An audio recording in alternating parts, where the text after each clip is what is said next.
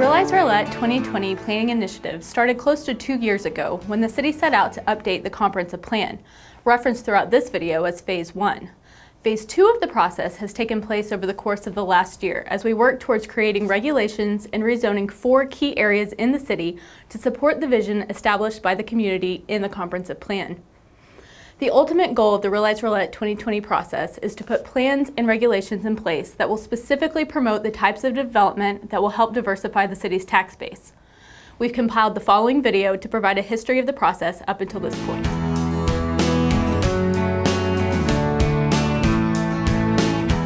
Well, the Realize Rowlett 2020 Planning Initiative started back in December of 2010 as a way to update the city's comprehensive plan.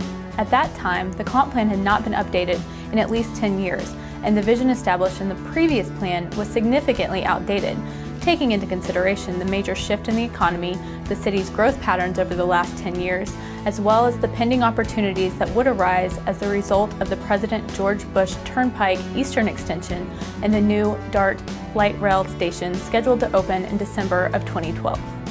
DART and PGBT connect us to Dallas and the rest of the Metroplex in a whole new way. We have increased access to the rest of the Metroplex, and they have increased access to us.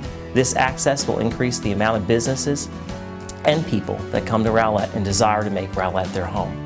Through the Phase 1 process, the city held a series of 9 public meetings, including a full-day planning charrette, which is really just a fancy word for a workshop, where citizens and other stakeholders collaborate on a vision for the community.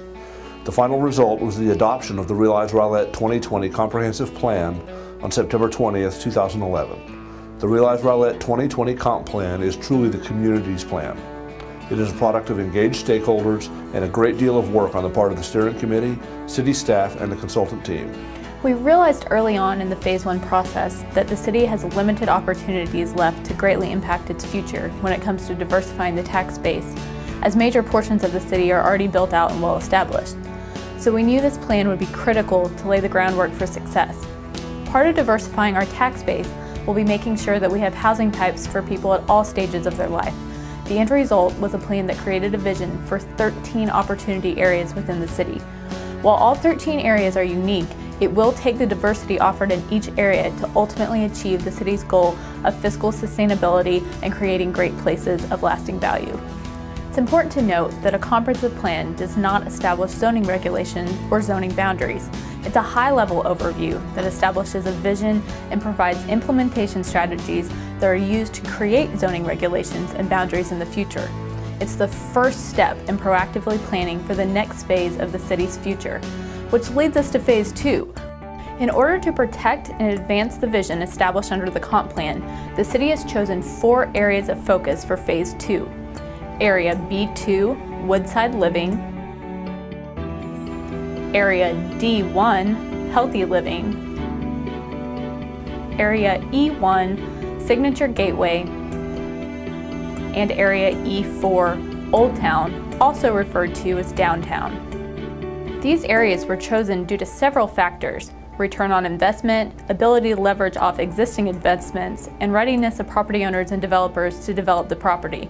At the end of this process, the city will be rezoning these properties to put in place regulations to help achieve the vision that the community established under the comp plan. In summary, creating great places of lasting value. Area B2, Woodside Living. I think the Woodside Living area will attract a slightly different group and demographic that's missing from our city today.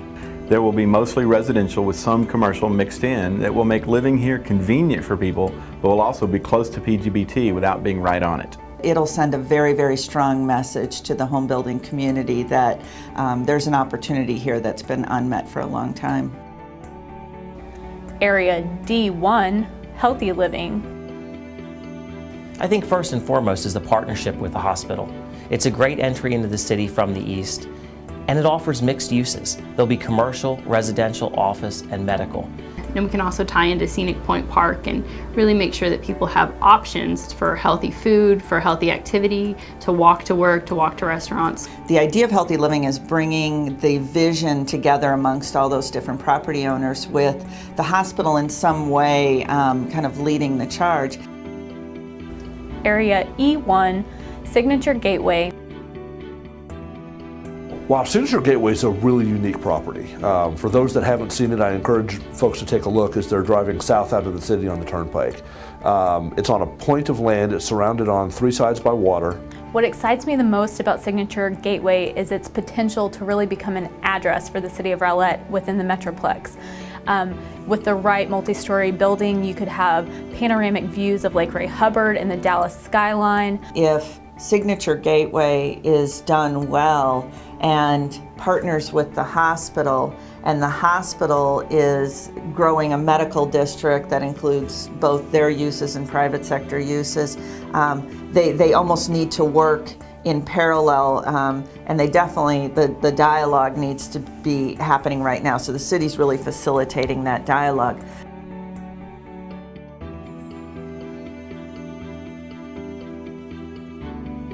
You know, first and foremost, I love our downtown. But downtown to me is really a place that is a hustle and bustle, lots of activity. And really, I think the vision is to create the downtown that we've never had before. Our downtown today consists of a few shops and businesses, but I really see a lot more than that. I think downtown is important not only to Rowlett, but any city, because I feel like it's the heart of the city. It's where it started, you know, and it grew from there. It's a place where the city comes together. We hold events there, we do our 4th of July, Memorial Day. It's a place where people come. And as such, as we look at our zoning, at our vision, we want to reinforce that. We want downtown to be a gathering place. Since the vision for the 4 focus areas was established in the comprehensive plan, the goal of Phase 2 was to put regulations in place that would support that vision. Throughout the Phase 2 process, we held a series of 4 public meetings. 2 that were generally related to the Signature Gateway, Healthy Living, and Woodside Living, and then 2 that were specifically dedicated to downtown. We held the first round of meetings in March and the second round in June. Property owners within 1,000 feet of the subject areas received mailed notices, and large banners were placed in key areas of the city to advertise the meetings. City staff and the consultant team also held 3 formal meetings with as many of the property owners of the subject areas as possible, and we had several informal meetings as well. In addition, we held a combination of 10 advisory committee, downtown task force, and joint planning and zoning commission and city council meetings, where additional stakeholder input was vetted and incorporated into the process. At the public meetings, participants were provided with information about what makes great places of lasting value, took visual preference surveys to determine what design standards they preferred, and then were asked to provide input on the draft plans for each area. Participants were given the opportunity to provide input for all the areas, although some chose to focus just on one area that interested them the most. At the second meeting in June, participants were shown how their comments had been incorporated into the refined plans. Much of that input has been incorporated into the final versions of the plans and regulations that will be considered by the City Council tonight. In July, staff organized a development tour to show our stakeholders how the design principles and regulations that are proposed for adoption in Rowlett have been applied successfully throughout the Metroplex. Here are some highlights from that tour.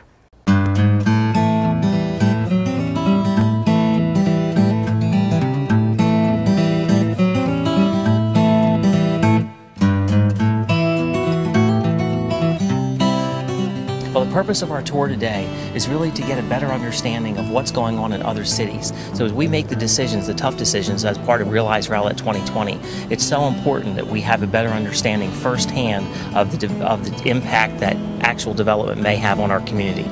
Our first stop on our journey today takes us directly to downtown Plano, where behind me you'll see the entire council and P&Z being greeted by Frank Turner. He's the Deputy City Manager for the City of Plano, and he's given us a guided tour of downtown, and he's talking about how the development itself actually took place. One of the key things that I love about the downtown Plano area is really how well it's laid out.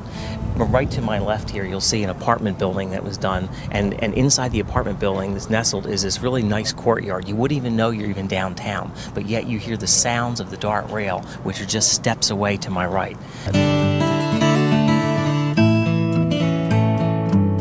That's exactly what I was thinking of, downtown Rowlett and how well this would fit in.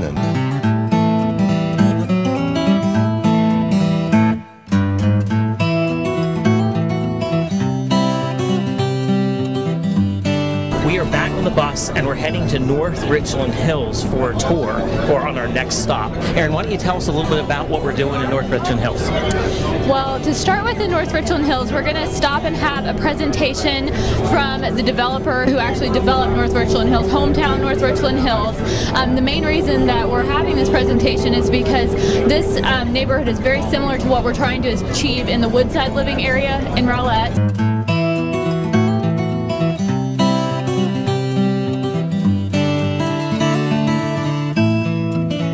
I'm here in North Richland Hills in the development called Hometown. This was a developer by the name of Bill Giedema that actually built this development and actually designed this. It is a beautiful community. One of the things I'd like to point out, if you look behind me, you have these beautiful cottage-style homes, and they are just lovely. The architecture and the design on the houses is very unique. Although they're very similar in terms of the format, each has a very different look.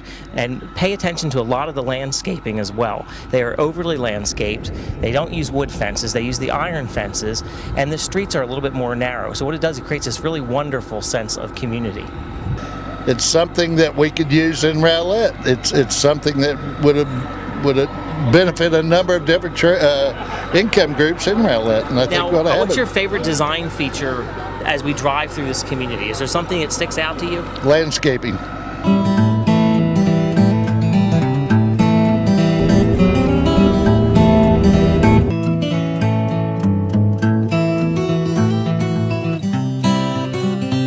About to finish my 15th year, and you know, Grapevine is terrific. Certainly Texas is as well.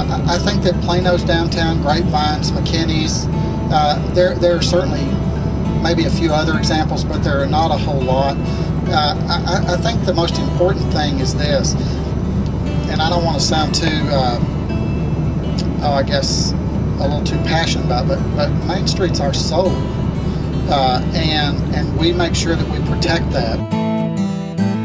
Had a chance to really see the integration of how you can incorporate mixed uses together, and that's one of the main things that we're trying to incorporate in our downtown is the ability to integrate commercial uses with residential uses and how they can interact. The other thing that we got a chance to see that we really haven't seen before in Rowlett is the importance of streetscape and how streetscape, the integration of pedestrian traffic with commercial traffic, how you can make that work, as well as having the DART station as a vital part of our downtown, and how we can build on that, getting ready to open here in December. It's going to be a different market, something that our residents aren't used to seeing. But this, having this tour today is a good example of how we can integrate that into our downtown area and start to get those uses and those different housing products that a lot of folks are desiring in Rowlett.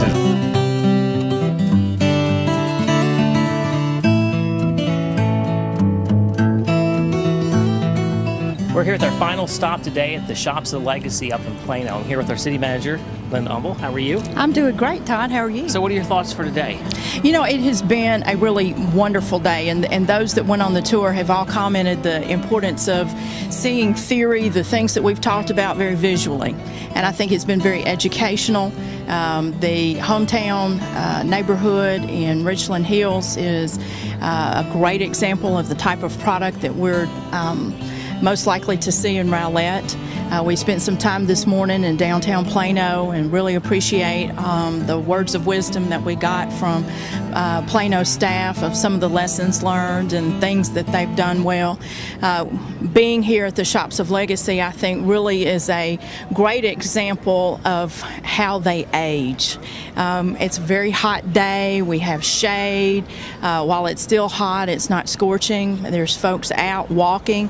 It's a triple-digit heat day, and there's still a tremendous amount of activity. And the common theme, I think, from everybody has been the value added of these three things.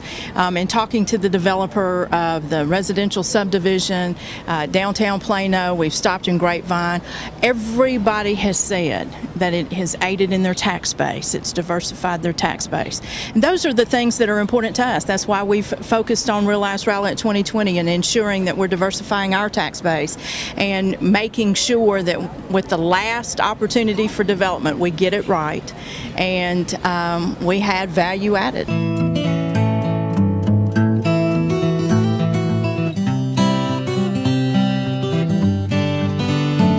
This has been a terrific day. Started at 7:30 this morning at Rowlett City Hall. Our journey's taken us to Plano, to North Richland Hills, to Grapevine, back to Plano. We've been all over the Metroplex looking at these great projects. We've met some awesome people. We've had an opportunity to get the story firsthand, and we are looking for a lot of really great things out of our Realize Rowlett 2020 program. I hope that you found this background information helpful. The Realize Rowlett 2020 Comprehensive Plan identified 13 guiding principles that staff, council, and the Planning and Zoning Commission committed to base all future development decisions on. While all of them are important, I want to take a moment and focus on number 1, value existing neighborhoods. Through the Phase 1 process, we reconfirmed that Rowlett is a bedroom community, and our citizens don't want to change that, but rather enhance it with our remaining development opportunities in order to diversify our tax base as much as possible. I also want to acknowledge that many of the regulations that will be considered tonight come down to personal preference. For those of us born and bred in Texas, likely all we've known is suburban development, so it's difficult to make the mental shift to a more urban environment. However, this must be done if we're to achieve the desired results of diversification. The development types that we're proposing under the new code can be anywhere from 25 to 40% more expensive to build. This is primarily due to the high requirement for street trees, the additional concrete required in a more urban environment, and the requirement for improved open space. But these areas also retain their value much better over time. So to that end, we can't just take our suburban model of development regulations and apply it to these areas without considering the unintended consequences. I also want to punctuate the fact that we're not advocating rezoning the entire city to a more urban environment. At this point, only 4 areas are being considered, and it's our hope that those 4 areas will only enhance the quality development that exists in Rowlett today.